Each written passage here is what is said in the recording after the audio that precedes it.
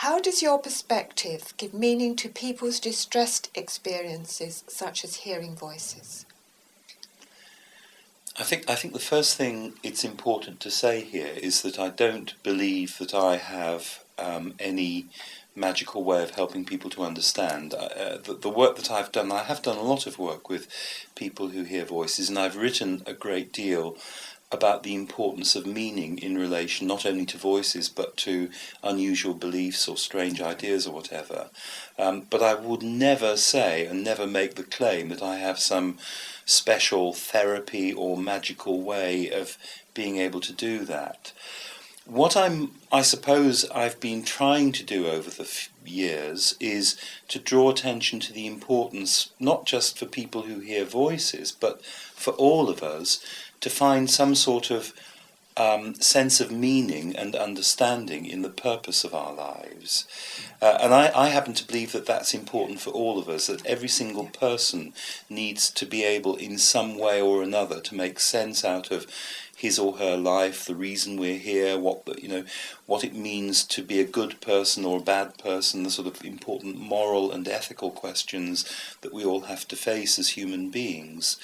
And I believe that those questions are absolutely essential and vital for people, let me rephrase that, are even more essential and vital in states of alienation and distress. Because those sorts of states are often triggered off by major moral events in people's lives, like being abused or being subject to some sort of abuse or violence, or becoming unemployed, or experiencing a bereavement.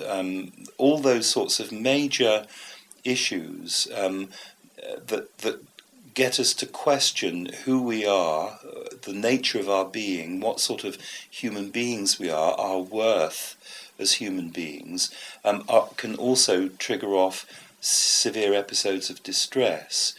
So those sorts of events cry out for some sort of meaning and interpretation, and so too does the distress associated with that, whether it's in the form of hearing voices or whether it's in terms of developing a set of new strange ideas that seem to set you apart from the rest of humanity in some sort of way, like, for example, believing that you're Jesus Christ or that you have a special purpose in life. One of the difficulties with psychiatry is that the way I was trained as a psychiatrist, and the way I believe that all psychiatrists these days are trained, doesn't really pay a great deal of attention to the importance of meaning.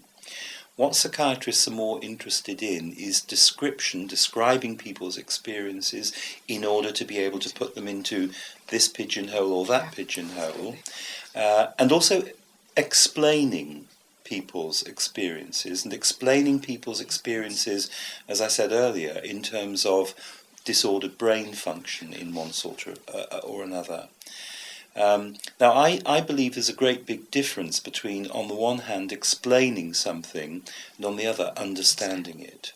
Now, in order to understand something, we need to try and search out what its meaning is. And that's a completely different project. It's a completely different venture. The way we understand things, and the way we work out the meaning of something, is to be able to place it in context. And let's just take the example of hearing voices, because I think that's a really good example.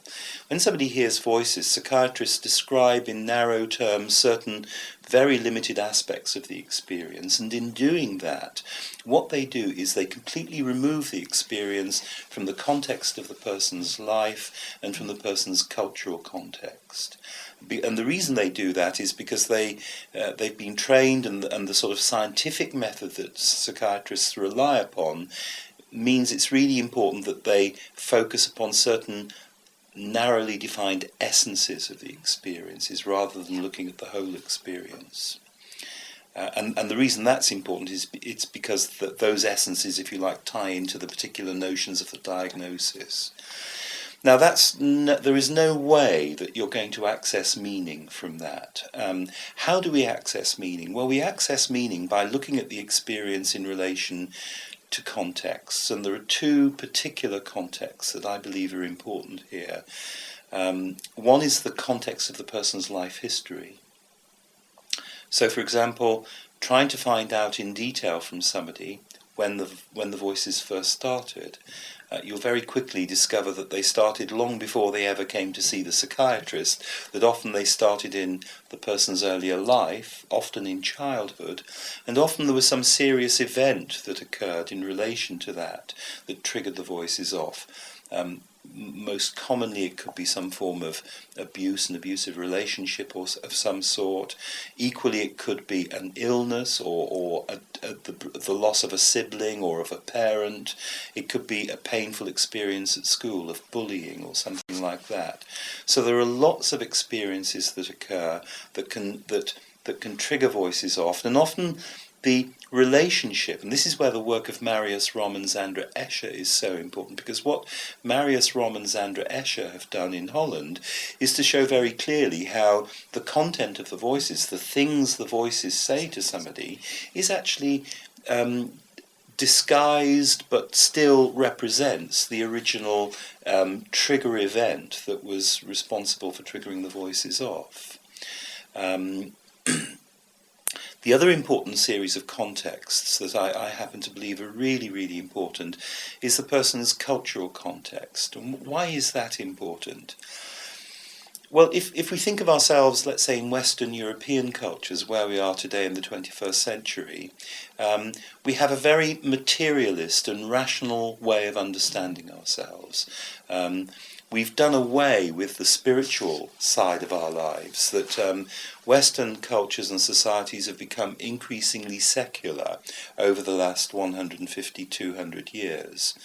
Now, we're not just living in a Western European culture, we're living in a culture where people from many other different traditions live as well, where people from South Asia, from Africa, from the Caribbean come, that don't share those particular Western European traditions that go back in our own culture, let's say a couple of hundred years.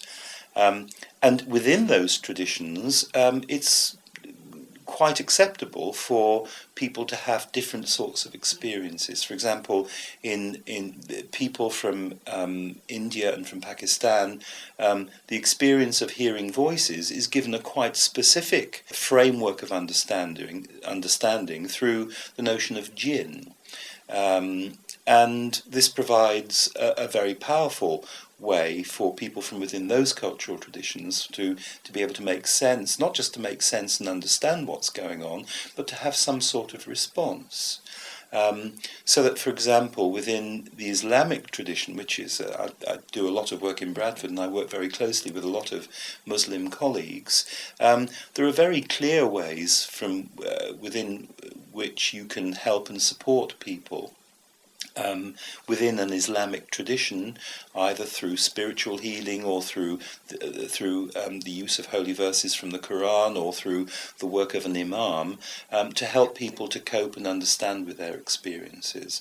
Now, I'm not saying that should take place instead of Western biomedical explanations, but I think in these days where we value choice and diversity so much, it's really important that we pay just as much attention to those spiritual aspects of people's lives as we do to the bodily and the psychological aspects.